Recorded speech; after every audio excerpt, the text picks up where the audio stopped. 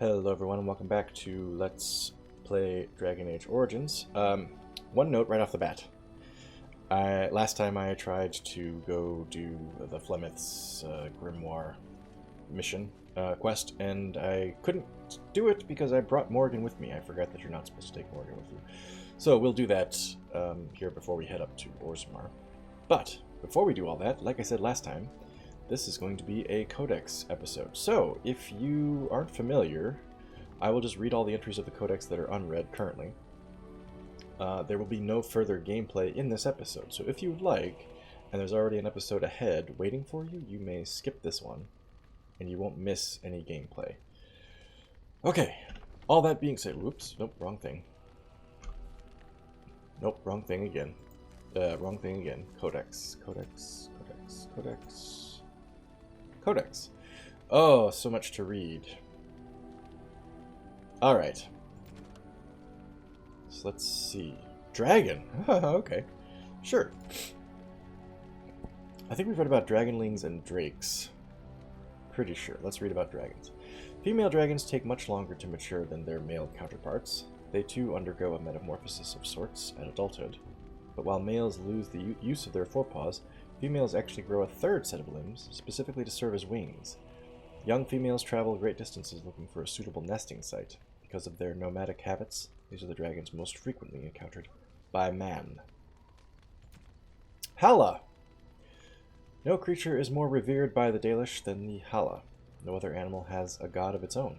These white stags are much larger than ordinary deer, and the Dalish Hala keepers carve their antlers as they grow, making them curve into intricate designs. In ancient times, these stags bore Elven knights into combat, but since the fall of the Dales, they are used less as mounts and more to pull the Arabels. Could be wrong, but I'm under the impression that for real-life deer and elk and similar... oh no, that can't be right. I was just going to say, I thought that their antlers grew from the tip, not from the base. But maybe now that I'm thinking about it, that would be wrong, because if they grew from the base, then how did they get multiple points and stuff like that? Because they don't erupt from the crown of the skull with multiple points. So they must grow from the tips. I don't know. Anyway, I was just thinking if they do grow from the tips, how do you carve their antlers into intricate designs? Because their antlers will just continue to grow, outgrow your design. I don't know. Anyway, somebody who's more familiar with deer would be able to tell me whether their antlers grow from the tips or from the base. I know trees grow from the tips; they don't grow from the base. Like if you make a mark on a tree at at your height, your eye level height on its trunk, you come back 30 years later, and that assuming it hasn't been grown over by rings and stuff like that, that mark would still be at that height. It wouldn't go higher. Whereas grass, I think, grows from the root. So that's why you can cut your grass and it still grows back. It's not like if you cut off the tips, it stops growing. Anyway, curious to hear what you guys have to say about deer. Shriek. This is, literally the last play session was the first time we encountered these things. Scholars call these tall, lean darkspawn the Sharlock, though they are more popularly known as shrieks because of their ear-splitting cries, the ear-splitting cries they emit in battle. Many tales exist of soldiers being unnerved by the sounds of approaching shrieks, cloaked in darkness and never seen until the moment they strike. As horrors of the night, shrieks are renowned for their incredible speed and agility, as well as their stealth. They are the assassins of the Darkspawn, penetrating the enemy lines and striking their targets using long, jagged blades attached to their forearms to rip their opponent to shreds in seconds. They have been known to employ poison, often drawing from their own blood, and have demonstrated cunning group tactics when attacking in numbers. Giant spiders! I think we've read the main paragraph about giant spiders. I think the corrupted spiders bit is the near part. Corrupted spiders are giant arachnids that originally grew in the depths of the deep roads, feeding on numerous species of large bats. When the deep roads were lost to the Darkspawn, they began to feed on the numerous genlocks, and their numbers grew exponentially, as did their size. The Darkspawn taint has become a permanent part of their system, passed on to their progeny. has had the effect of increasing their size abnormally, as well as their aggressiveness. Some corrupted spiders have made their lairs in surface forests, but most remain underground, close to their light-tainted meals. Wild Sylvans. The giant tree monsters, right? From the Brazilian forest? For demons crossing over into our world, mankind is not always the preferred prey. Possessing humans means risking encounters with powerful mages and Templars, as well as other complications. Some demons find it far easier to seek out animals or even plants, assuming that these will make as suitable a host as a human. Those that possess trees are known as Wild Sylvans. Generally, only demons of rage, the weakest of the demon hierarchy, will become a Sylvan. Once they do, they must spend a great deal of time twisting and molding the host in order to make it mobile. And once they have, the Sylvan is a powerful and deadly opponent. Other, more intelligent spirits have also been known to become Sylvans, and are generally much less violent, but these are rare. Slowly but immensely powerful, Wild Sylvans prefer to lay in ambush, waiting for a victim to become lost, tired, or trapped before closing in for the kill. They hide among regular trees, nearly undetectable until they begin to move and to reach. When they do come to life, as some travelers say, they stand tall, roots forming into legs and feet, and branches stretching out into lashing arms. When not presented with a living target, however, it has been noted that Sylvans often fall into a form of dormancy, perhaps brought on by the nature of their tree host. While mobile, they normally return to wherever they were rooted once their prey has been killed. For both these reasons, a forest that has Sylvans within can become incredibly dangerous to pass through for very long periods of time. Excuse me. Werewolf. And Dane, he stood his ground. The fanged beast approached. He saw the rage within its eyes, the wolf that once was there. The sword he raised, merciful death be praised, to the Maker with his prayer. From the popular telling of Dane and the Werewolf, legend of Ferelden since circa 450 Black. Ferelden lore is full of instances where these creatures have plagued the countryside. Wolves possessed by rage demons and transformed into humanoid monsters with incredible speed and strength, able to spread a curse to those they bit that would drive them mad with unthinking fury. When in this enraged state, a human host can likewise become possessed and be transformed into a feral wolf-like beast. Tales differ on these werewolves of human origins, some claiming that their transformation into a bestial form happens uncontrollably. Some claim the transformation is irreversible. As is often the case with demonic tales, both versions were most likely true at some point. The ability of normal dogs to detect a werewolf, even when it is in a human guise, is what first led Fereldens to adopt dogs as indispensable companions in every farmhold. The alliance between humans and regular wolves is the subject of popular Ferelden folktale Dane and the Werewolf. The actual hero Dane led a crusade to eliminate the werewolf threat during the early Black Age, and while werewolves have never assumed the same prominence since, there have still been reports of individual packs lurking in remote forests. In recent years, some have even been reported to have developed uncanny willpower and intelligence, though why this is still unknown. Items? Ancient Elven armor.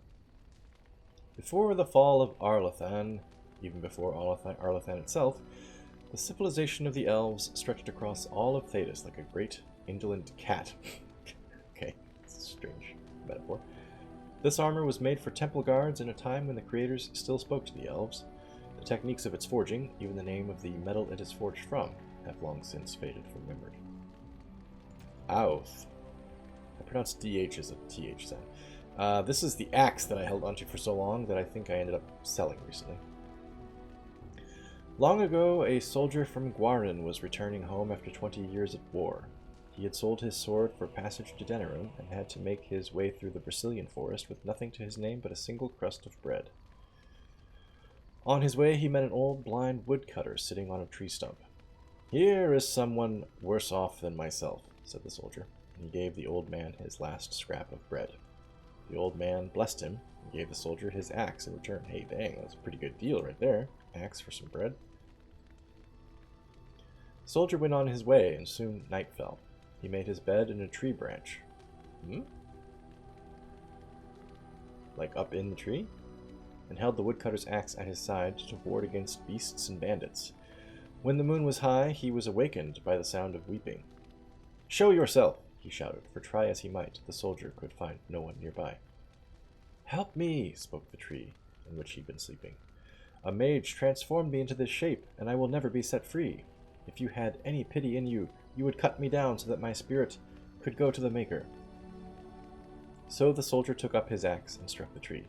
The cuts bled like wounds, and soon hot blood covered the axe and burned the soldier's hands. But he held tightly to the axe and felled the tree.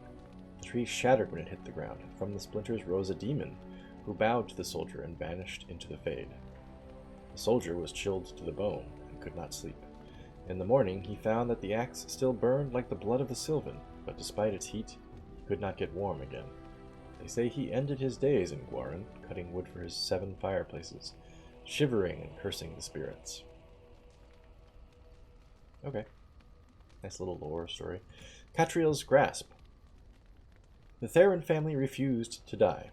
This was a problem for the Empire, for the stubborn Fereldans would not accept Orlesian rule so long as some vagabond in the woods could call himself their king. So the Orlesian court sent their agents in Ferelden a gift, a bard by the name of Catriel, to assassinate the surviving Prince Marek, which is Alistair and Kaelin's father, right? She did not, of course, succeed, but that's another story. Is Catriel Alistair's mother? I thought Alistair's mother was a servant in Marek's castle. But this, I don't know who Catriel is. The Magister's Shield. On the very day that the final stone was set into place in the Grand Cathedral of Orlais, Archon Vespasian was assassinated. For 3 days, every Magister Lord of the Imperium lived behind a wall of armored guards. When his successor, Hadarius, was finally named Archon, the first enchanter of the Circle of Minrathous presented him with a gift. A silverly unadorned chain made from pure lyrium. Enchantments had been worked into the links of the chain, so that donning this necklace was like holding up a shield. Blows struck at the wearer glanced harmlessly away. Unfortunately, Hadarius found that the shield did not protect him against poison nearly so well. Magic and religion. Oh, so much to read. Andruil, goddess of the hunt. Hear me, sons and daughters of the people. I am sister of the moon, mother of hares, lady of the hunt, Andruil. Remember my teachings. Remember the Vir Tanadathal. Vir Tanathal, say, the way of 3 trees that I have given you. Vir Asan, the way of the arrow. Be swift and silent. Strike true, do not waver. And let not your prey suffer. That is my way. Vir Borasan, the way of the bow. As the sapling bends, so must you. In yielding find resilience. In pliancy find strength. That is my way. Vir Adalthan, Vir Adallen, the way of the wood. Receive the gifts of the hunt with mindfulness. Respect the sacrifice of my children. Know that your passing shall nourish them in turn. That is my way. Remember the ways of the hunter, and I shall be with you. From the charge of Andruil, goddess of the hunt. Derthamen, keeper of secrets. These are all, what, elven gods, I'm assuming? The twins Falon-Din and Derthamen are the eldest children of Elgarnon, the All-Father, and Mythal, the Protector. The brothers were inseparable from the moment of their conception, known for their great love for each other. That is why we often speak of Falon-Din in one breath, and Derthamen the next, for they cannot bear to be apart, not even in our tales.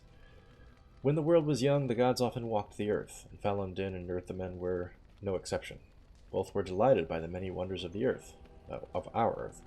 They played with the animals, whispered to the trees, and bathed in the lakes and streams. Their days were filled with bliss, and they did not know sorrow.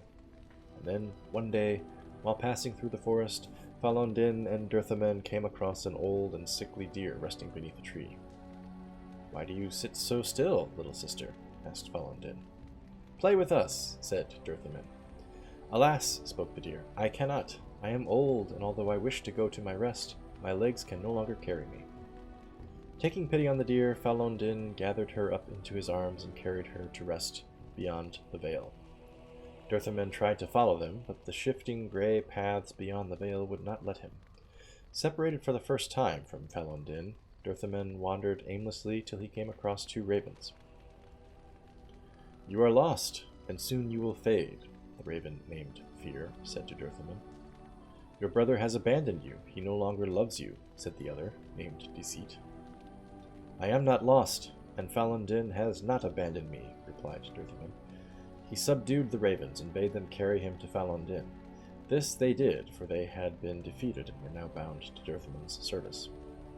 When Durthamen found Ferelden, he found also the deer, who once again was light on her feet, for her spirit was released from her weakened body. Both Ferelden and Durthamen rejoiced to see this. Ferelden vowed that he would remain to carry all the dead to their place beyond, just as he did with the deer. And Durthamen stayed with him, for the twins cannot bear to be apart. From the story of Ferelden and Durthamen, as told by Gisharil, keeper of the Ralafaran clan of the Dalish Elves. Elgin, God of Vengeance! Long ago, when time itself was young, the only things in existence were the sun and the land. The sun, curious about the land, bowed his head close to her body, and Elgin was born in the place where they touched. The sun and the land loved Elgin greatly, for he was beautiful and clever. As a gift to Elgin, the land brought forth great birds and beasts of the sky and forest, and all manner of wonderful green things. Elgin loved his mother's gifts, and praised them highly, and walked amongst them often. The sun, looking down upon the fruitful land, saw the joy that Elgin took in her works, and grew jealous. Out of spite, he shone his face full upon all the creatures of the earth had created, and burned them all to ashes. The land cracked and split from bitterness and pain, and cried salt tears for the loss of all she had wrought. The pool of tears cried for the land became the ocean, and the cracks in her body the first rivers and streams. Elgin was furious at what his father had done, and vowed vengeance. He lifted himself into the sky and wrestled the sun, determined to defeat him. They fought for an eternity, and eventually the sun grew weak, while Elgin's rage was unabated. Eventually Elgin threw the sun down from the sky and buried him in a deep abyss, created by the land's sorrow. With the sun gone, the world was covered in shadow, and all that remained in the sky were the reminders of Elgin's battle with his father, drops of the sun's lifeblood, which twinkled and shimmered in the darkness. The Tale of Elgin and the Sun, as told by Gisharil, keeper of the Ralafaran clan of the Dalish Elves. Ferelden, friend of the dead, the guide. O Ferelden, Lethanavir, friend to the dead, guide my feet, calm my soul, lead me to my rest. In ancient times, the people were ageless and eternal, and instead of dying would enter Uthanera, the long sleep, and walk the shifting paths beyond the veil with Ferelden and his brother Durthamen. Those elders would learn the secrets of dreams, and some returned to the people with newfound knowledge. But we quickened and became mortal. Those of the people who passed walked with Ferelden into the beyond and never returned. If they took counsel with Durthamen on their passage, his wisdom was lost, for it went with them into the beyond also, and never came to the people. Then Fen'Harel caused the gods to be shut away from us, and those who passed no longer had Ferelden to guide them. And so we learned to lay our loved ones to rest with an oaken staff, to keep them from faltering along the paths, and a cedar branch to scatter the ravens named Fear and Deceit, who were once servants of Durthamen, now without a master. As told by Gisharil, keeper of the Ralafaran clan of the Dalish Elves. Interesting pantheon here. Fen'Harel, the Dread Wolf. There is precious little we know about Fen'Harel, for they say he did not care for our people. Elgin and Mythal created the world as we know it. Andruil taught us the ways of the hunter. Soleil and June gave us fire and crafting, but Fen'Harel kept to himself and plotted the betrayal of all the gods. And after the destruction of Arlathan, when the gods could no longer hear our prayers, it is said that Fen'Harel spent centuries in a far corner of the earth, giggling madly and hugging himself in glee. The legends say that before the fall of Arlathan, the gods we know and revere fought an endless war with others of their kind. There is not a Haran among us who remembers these others. Only in dreams do we hear whispered the names of Geldaron and Dernthal and Anaris, for they are the Forgotten Ones, the gods of terror and malice, spite and pestilence. In ancient times, only Fen-Harel could walk without fear among both our gods and the Forgotten Ones, for although he is kin to the gods of the people, the Forgotten Ones knew of his cunning ways and saw him as one of their own. So the Forgotten Ones, if I'm not mistaken, are believed to be the spirits that inhabit the dragons that are the archdemons, right? I think that's who the Forgotten Ones are. And that is how Fen-Harel tricked them. Our gods saw him as brother, and they trusted him when he said that they must keep to the heavens while he arranged a truce. And the Forgotten Ones trusted him also when he said he would arrange for the defeat of our gods, if only the Forgotten Ones would return to the abyss for a time. They trusted Fen-Harel, and they were all of them betrayed, and Fen-Harel sealed them away so they could never again walk among the people. From the tales of Fen-Harel's triumph, as told by Gisharel, keeper of the Reliferan clan of the Dalish Elves. Oof, what is this name? Gillan-Nain, mother of the Hala. They say Gillan-Nain was one of the people in the days before Alathan, and the chosen of Andruil the huntress. She was very beautiful, with hair of snowy white, and as graceful as a gazelle. She kept always to Andruil's ways, and Andruil favored her above all others. One day, while hunting in the forest, Gillan-Nain came across a hunter she did not know. At his feet lay a hawk, shot through the heart by an arrow. Gillan-Nain was filled with rage, for the hawk, along with the hare, is an animal much beloved of Andruil. Gillan-Nain demanded that the hunter make an offering to Andruil in exchange for taking the life of one of her creatures. The hunter refused, and Gillan-Nain called upon the goddess to curse him, so that he could never again hunt and kill a living creature. Gillan-Nain's curse took hold, and the hunter found that he was unable to hunt. His prey would dart out of sight, and his arrows would fly astray. His friends and family began to mock him for his impotence. For what use is a hunter who cannot hunt? Ashamed, the hunter swore he would find Gillan-Nain and repay her for what she had done to him. He found Gillan-Nain while she was out on a hunt with her sisters and lured her away from them with lies and false words. He told Gillan-Nain that he had learned his lesson and begged her to come with him so she could teach him to make a proper offering to Andruil. Moved by his plea, Gillan-Nain followed the hunter, and when they were away from all of her sisters, the hunter turned on Gillan-Nain. He blinded her first, and then bound her as one would bind a fresh kill from the hunt. But because he was cursed, the hunter could not kill her. Instead, he left her for dead in the forest. And Gillan-Nain prayed to the gods for help. She prayed to Elgin for vengeance, to Mother Mythal to protect her, but above all she prayed to Andruil. Andruil sent her hairs to Gillan-Nain, and they chewed through the ropes that bound her. But Gillan-Nain was still wounded and blind, and could not find her way home. So Andruil turned her into a beautiful white deer, the first Hala. And Gillan-Nain found her way back to her sisters, and led them to the hunter, who was brought to justice. And since that day the Hala have guided the people, and have never led us astray, for they listened to the voice of Gillan-Nain.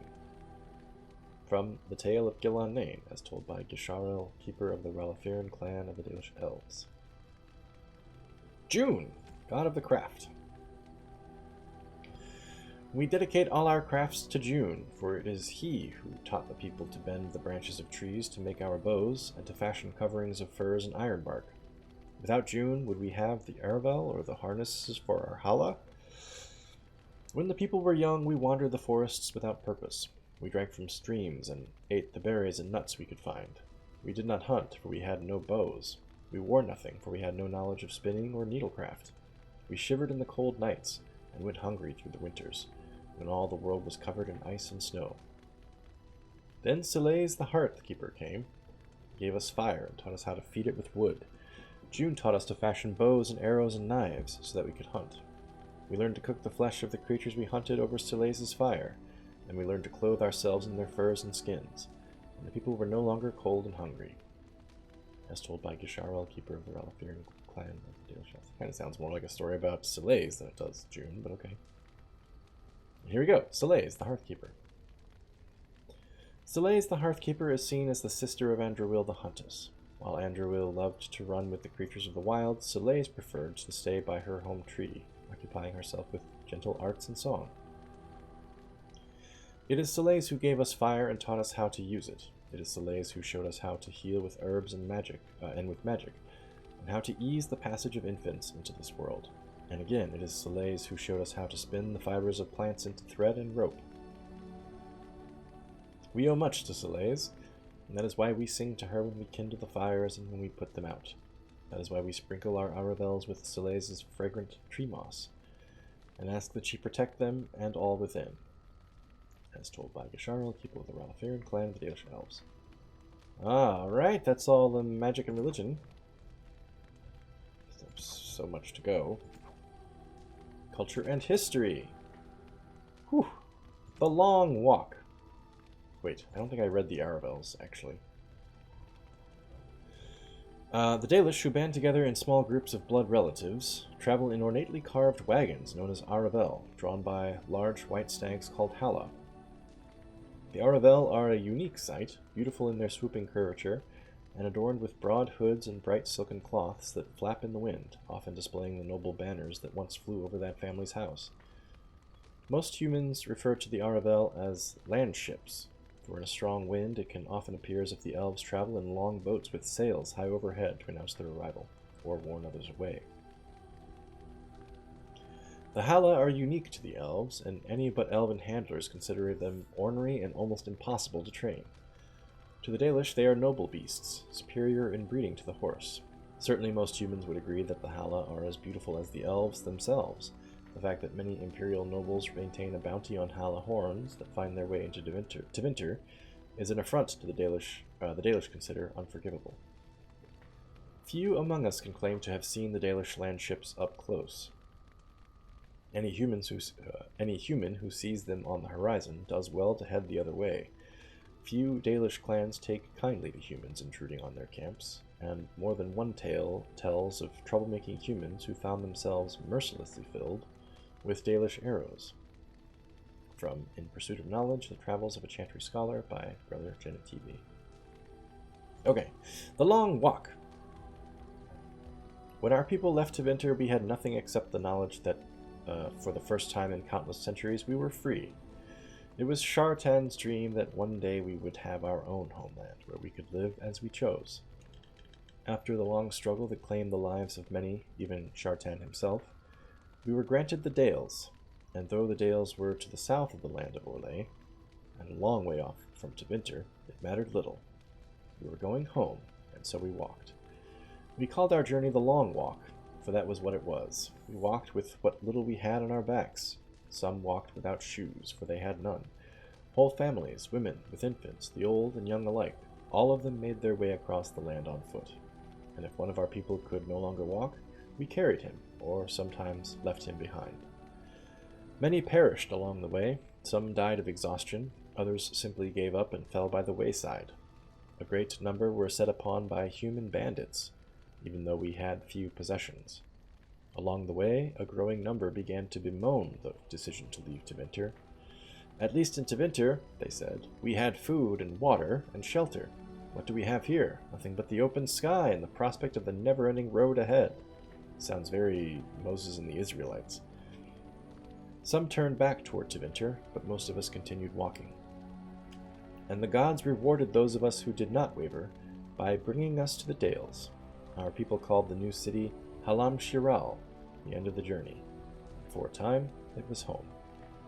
As told by Gisharl, keeper of the Ralafiran clan of the Dalish Elves. The Anderfels. The Anderfels are a land of shocking extremes. It is the most desolate place in all the world, for two blights have left great expanses of the steppes so completely devoid of life that corpses cannot even decay there.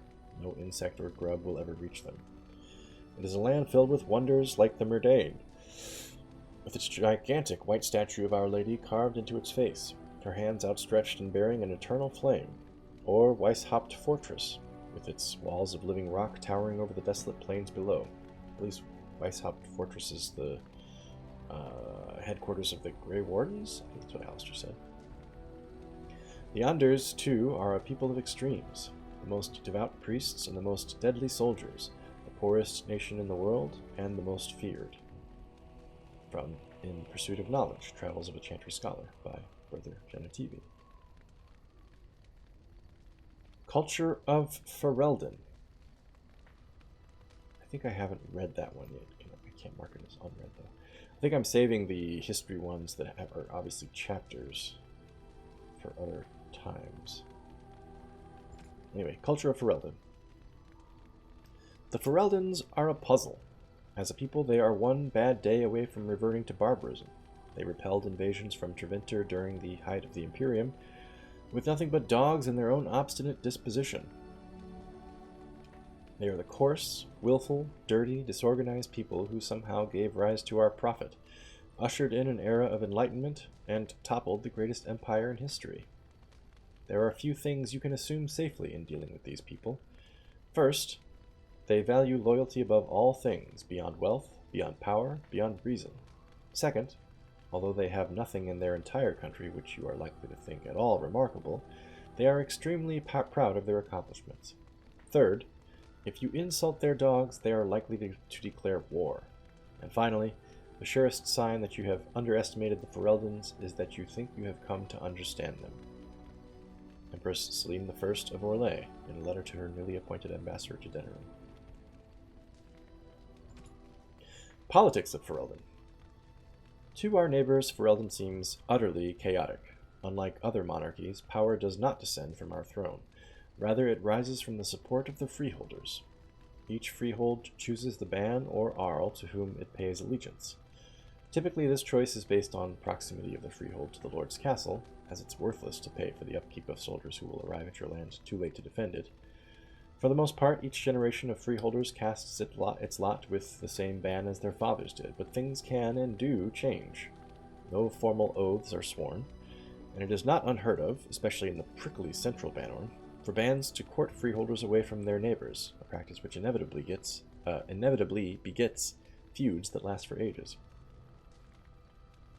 Terrans arose from among the bands, war leaders who, in antiquity, had grown powerful enough to move other bands to swear fealty to them. There were many Terrans in the days before King Kaelin had, but he succeeded in whittling them down to only two, Gwarin in the south, Highever in the north. These Terrans still hold the oaths of bands and Arls who they may call upon in the event of war or disaster, and similarly the Terrans still hold responsibility for defending those sworn to them. The Arls were established by the Terrans, given command of strategic fortresses that could not be overseen by the Terrans themselves. Unlike the Terrans, the Arls have no bands sworn to them, and are simply somewhat more prestigious bands. The king is, in essence, the most powerful of the Terrans. Although Denerim was originally the Terraneer of the king, it has since been reduced to an Arling, as the king's domain is now all of Ferelden. But even the king's power must come from the bands. Nowhere is this more evident than during the Landsmeet, an annual council for which all the nobles of Ferelden gather, held for almost 3,000 years, except odd interruptions during blights and invasions. With the sight of a king asking for, and working to win, the support of lesser men, is a source of constant wonder to foreign ambassadors. From Ferelden, Folklore and History by Sister Petrine, Chantry Scholar. I could have shortened that all down by just saying feudalism. I would have known exactly what you were talking about. Navarra. The fourth time I attempted to cross the border into Navarra from Orlais and was turned back by chevaliers, I decided to take the more roundabout path, a ship back to Ferelden, and then another to Navarra. The outcome was more than worth the trouble. The whole country is filled with artistry, from the statues of heroes that litter the streets in even the meanest villages, to the glittering golden college of Magi in Cumberland. Perhaps nowhere is more astonishing than the vast necropolis outside Navarra city. Unlike most other followers of Andraste, the Navarrans do not burn their dead. Instead, they carefully preserve the bodies and seal them in elaborate tombs. Some of the wealthiest Navarrans begin construction of their own tombs while quite young, and these become incredible palaces, complete with gardens, bathhouses, and ballrooms, utterly silent, kept only for the dead. Rivain. Oh, that was by Brother Genetivi. Didn't read that at the bottom. Nowhere in my travels, not in the heart of the Imperium nor the streets of Orzammar, have I felt so much an outsider as in Rivain. The chant of light never truly reached the ears of these people. The years they spent under the thumb of the Qunari left most of the country zealous followers of the Qun. But resistance to the chant goes deeper than the Qunari War. The Rivaini refuse to be parted from their seers, wise women who are in fact hedge mages, communicating with spirits and actually allowing themselves to become possessed. The chantry prohibition against such magical practices violates millennia of local tradition. From In Pursuit of Knowledge, The Travels of a Chantry Scholar by Brother Gentivi. Legend of the Juggernaut. The arm of the Imperium is long. Once it reached even this forest, in a time when the barbarian tribes of the Clane still ruled the land. The Tevinter Magisters fought to take it from them, inch by inch if need be, using terrible magic. The Magister Harak brought an army to this forest, led by Alaric, his friend and general. For Alaric, Harak fashioned a suit of the finest armor, infused it with lyrium and his own blood magic, and named it Juggernaut after the unstoppable giant golems guarding the gates of Minrathous. Thus armed did Alaric win many victories against the Clane. When defeat came, it came from within. Alaric's own lieutenants rose up against him, jealous of the favor he had curried with the Magisters and eager to take the Juggernaut armor from him. Alaric was slain, and as each successor gained the armor, the other lieutenants turned against him instead. The Tevinter outpost fell to vicious infighting. In a fury, Magister Harak voyaged to the outpost and slew the last 3 lieutenants. The Clane, however, were already approaching the outpost in force. The barbarian chieftain of the Clane desired the fabled armor himself, and even with all his power, Harak could not hope to stand against them all. Instead, Harak used the last of his own life force to cast a spell of blood magic that bound demons to the bodies of the 3 dead lieutenants, as well as Harak's own lifeless corpse. These bound revenants hid the pieces of the Juggernaut armor, and although the barbarians sacked the outpost, the chieftain found neither the armor nor the revenants. The Juggernaut armor's legend lives on, and more than one brave soul has ventured into the depths of the Brazilian forest in search, never to return. From Ferelden, Folklore and History by Sister Petrine, Chantry Scholar. Well, we never discovered all 4 pieces. I think we discovered 3 of the 4. And that's just a mystery that will never be solved now. Characters. Arl Eamon Garin.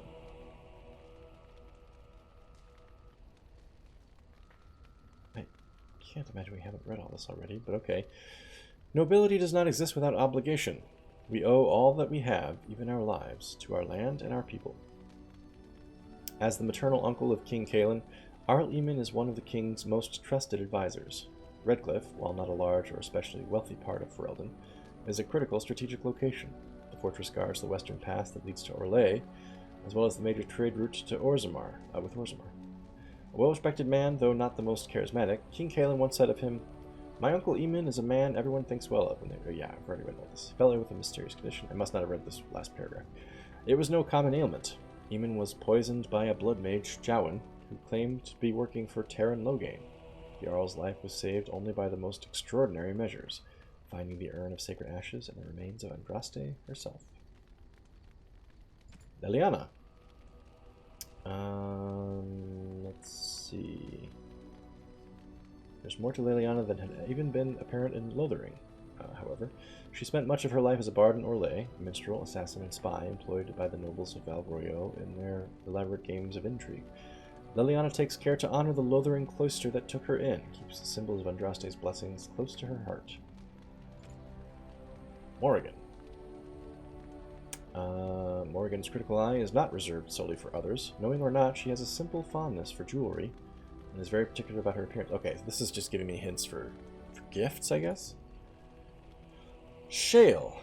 What can I say? I have a heart of stone. The columns of Orzammar once made up the vanguard of the dwarven army, holding back the tides of darkspawn that flooded out of the deep roads. But the art of making them was lost, and many of them succumbed to wear and damage in battle. Shale has no memories either of the time spent fighting in the deep roads, or of coming to Honleith, only a few spotty and bitter recollections of its last matter. master. Georgianne unearthed Shale's control rod and awakened it, adding a bitter, malfunctioning golem to the menagerie of companions. Oh, I also remember last time I said, it's nice to have a full party now, but I realized I forgot about one last party member that we'll meet in Orzammar. Win. Let's see. So, the echelons of word reach the king. Tower of King Kaelin's call to arms. Win volunteer to go to Oscar. For Win, the printed word is a window to true understanding. A scholar by heart, she feels that what a people commit to the page is sacred by definition. Keeper Zathrian. Even with all our magic and skill, we only delay the inevitable. It is said the elves lived in Ferelden long before any others set foot there, and though most of their knowledge has been lost, it falls to the keeper of each clan to preserve what they have. Zathrian is an old, severe elf with little love for outsiders, but his clan is facing a more trying enemy than most. Long ago, in retribution for an attack against his clan, he unleashed a terrible curse. He summoned a spirit into this world and set it upon the humans who had wronged him. The spirit did not simply slaughter Zathrian's enemies, it transformed them into monstrous beasts. In time, however, the werewolves he had created regained their minds, and they sought out the one responsible for their suffering, turning the curse upon Zathrian's own people. At the urging of the Lady of the Forest, Georgianne persuaded Zathrian to give up his own life, returning the werewolves to their human forms, and saving the elves who had been inflicted with the curse. I'm not sure that I persuaded him. I kicked his ass, and he felt like he had no choice. Witherfang. Witherfang is, according to the Keeper Zathrian, a wolf. He is no ordinary wolf, however. He is a wolf possessed by a powerful spirit and the source of the werewolf curse that plagues the Brazilian forest. While Witherfang is hundreds of years old and very powerful in his own right, the only way to end his curse is to cut out his heart and bring it to Zathrian. It appears that Witherfang has two sides, as nature does. One is the wolf, savage and male, but the other is the Lady of the Forest, gentle and female. Witherfang is both beast and beauty, terrible and peace-loving. The lady has guided the werewolves of the Brazilian forest to come to peace with their nature, and as she has. Sophia Dryden. Okay. This is going way back to the Soldier's Peak DLC.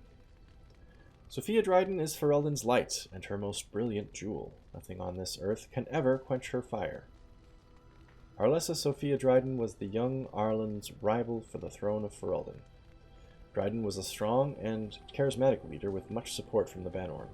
When Arlen finally won the crown, Dryden refused to relent. She pushed her claim, was caught, and accused of treason. Her sympathizers continued to support her, however. In order to appease them, Dryden was spared execution and forced to join the Grey Wardens instead.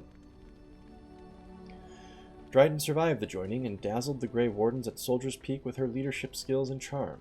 She eventually rose through the ranks to become the Warden Commander of Ferelden. Before Commander Dryden, the Grey Wardens were seen as a relic of an older time and an unnecessary drain on the nobles' coffers. Dryden, though, with her political connections, reinvigorated the Wardens and rapidly increased their numbers. In the meantime, King Arland proved himself a devious king, willing to go to brutal lengths to silence his opponents. Arland's reign of terror grew worse with each passing year, and some of the bands approached Commander Dryden in desperation, begging her to intercede. She agreed, and thus was the rebellion against King Arland born. Arland learned of the rebellion and took steps to end it. He publicly suspended all tithing to the Grey Wardens and declared that they were no longer welcome in Ferelden. Some of the Wardens, mindful that they were supposed to remain politically neutral, felt disgraced by Dryden's involvement in Ferelden politics, and left her side even as the king's forces lay siege to Soldier's Peak. The siege took months and ended with the death of Sophia Dryden. From the personal files of Levi Dryden, merchant. Addendum. King Arland had driven the Grey Wardens from Ferelden, and after the siege of Soldier's Peak, the base was abandoned. When Soldier's Peak was finally entered again for the first time in centuries, it was discovered that Sophia Dryden had been possessed by a demon. And that's it. That's it. That's all we know. Of course, we know the full story there, but interesting. They just kind of cut it off there. Give me a moment just to drink some water.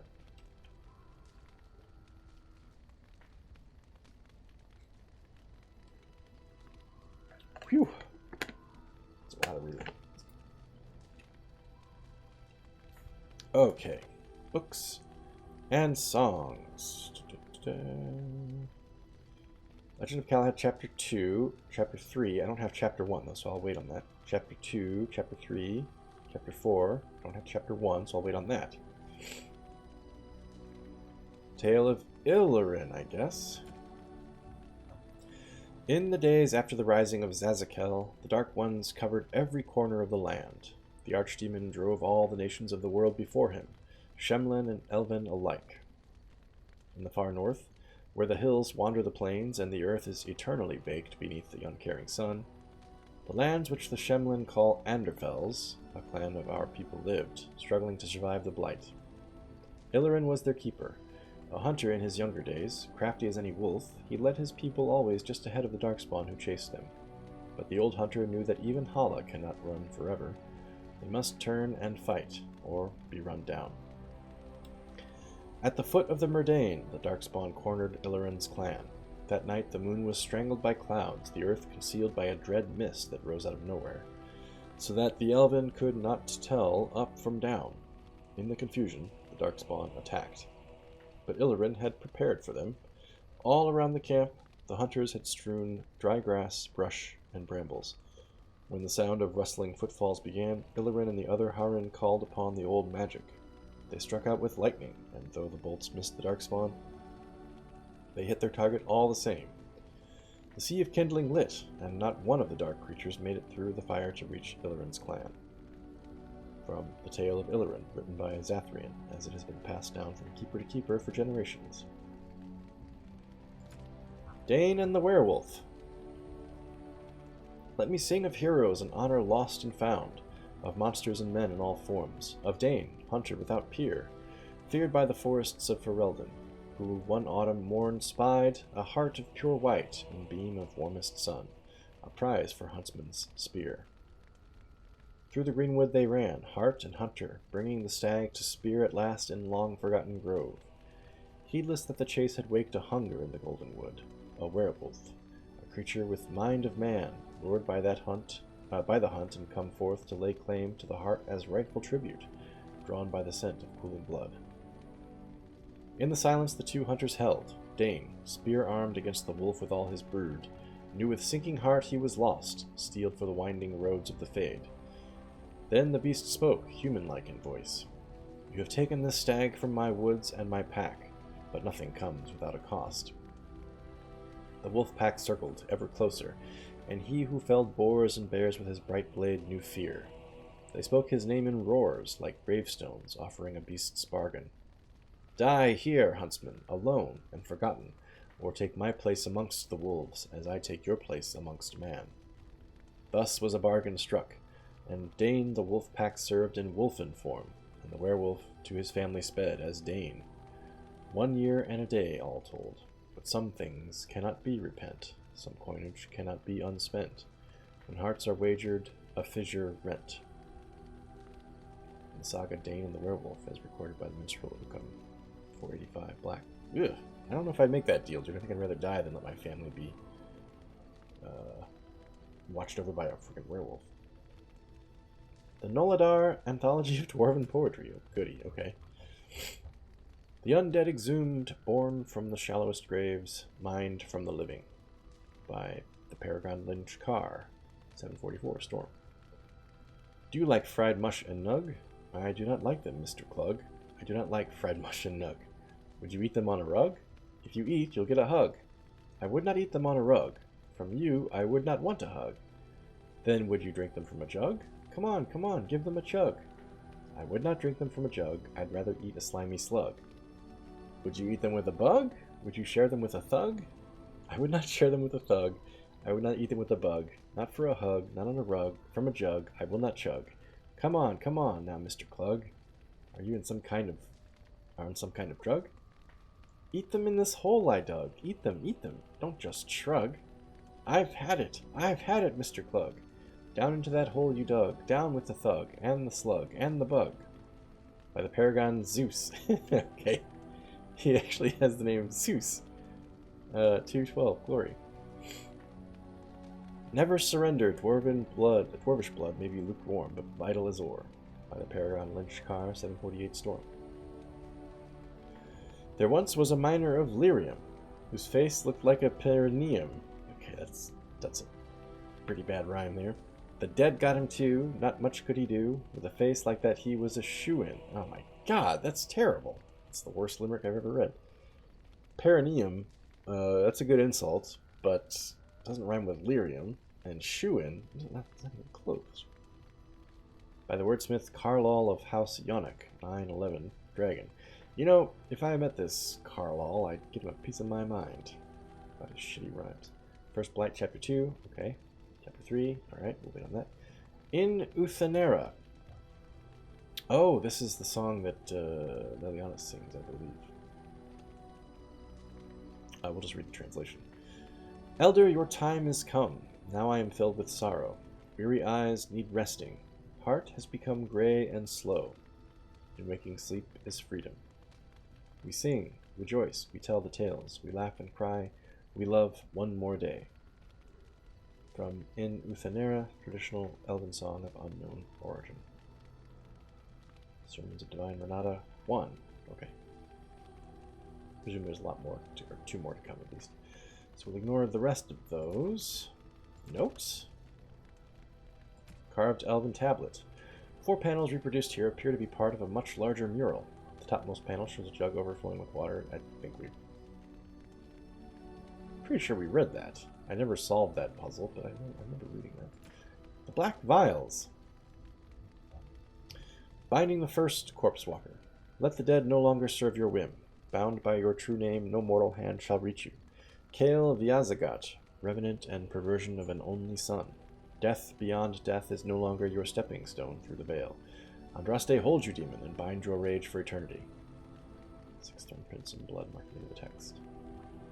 Binding the fourth, Corpse Walker. I must have missed the second and third, I don't know. You deny our dead their rest, so you also will be hounded. Let the strength of our union bind you to your true name. Quametha Kagat, revenant and perversion of an honored father.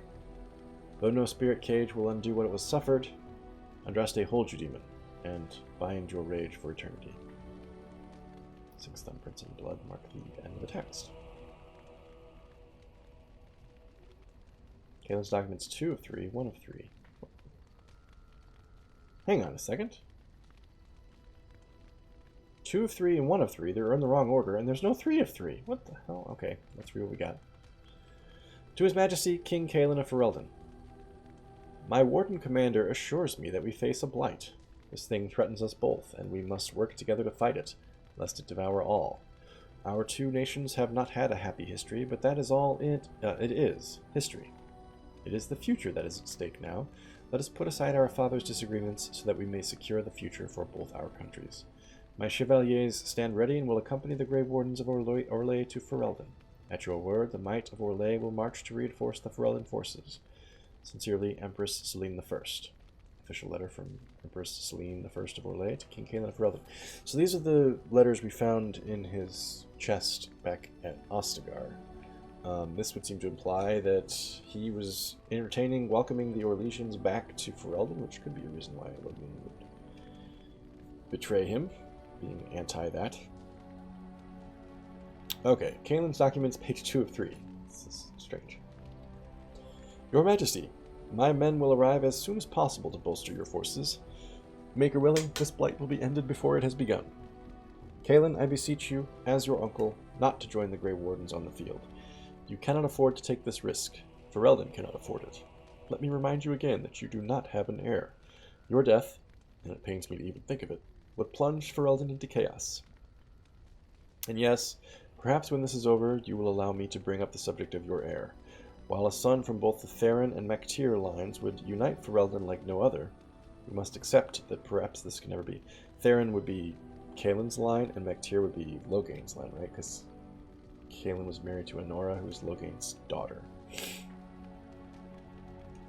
The Queen approaches her 30th year, and her ability to give you a child lessens with each passing month. I submit to you again that it might be time to put Anora aside. We parted harshly the last time I spoke of this, but it has been a full year since then, and nothing has changed. Please, nephew, consider my words, and Andraste's grace be with you. A letter from Arl Eamon to King Kaelin. Okay, so maybe Kaelin was considering putting Anora aside? It's interesting, too. That would also explain, perhaps, why Logain was willing to betray him. If he thought that his daughter was no longer going to be the potential mother of a future king or queen, he might be like, well, fuck, I gotta kill the king before he gets a new wife. So then I wonder if Kaelin was looking at anybody specifically. And where the hell is part 3? Did I miss it? Is it somewhere further back here?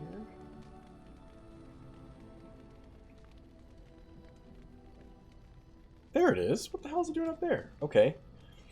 This letter appears to have been crumpled, then carefully smoothed out and folded again. Kaelin, the visit to Ferelden will be postponed indefinitely due to the Darkspawn problem. You understand, of course. The Darkspawn have odd timing, don't they? Let us deal with them first. Once that is done, we can further discuss a permanent alliance between Soleil and Ferelden. A note, written in an uncharacteristically familiar tone, from Empress Celine I to King Kaelin. Well, well, well, well, well. It sounds like possibly Kaelin was thinking of putting Honora aside, and his future bride-to-be would be the Orlesian Empress? Thus uniting the kingdoms, I would presume. How very interesting. Oh, Logain would be very unhappy about that, I imagine.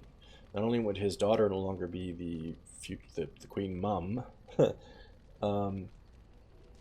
but his daughter's usurper would be the empress of the very force that he sacrificed so much for to drive out of Ferelden. Be a betrayal of everything he stood for, frankly. I don't think I need to read this. In fact, there's only one entry, so I'm not going to read that. And then quest-related stuff, huh?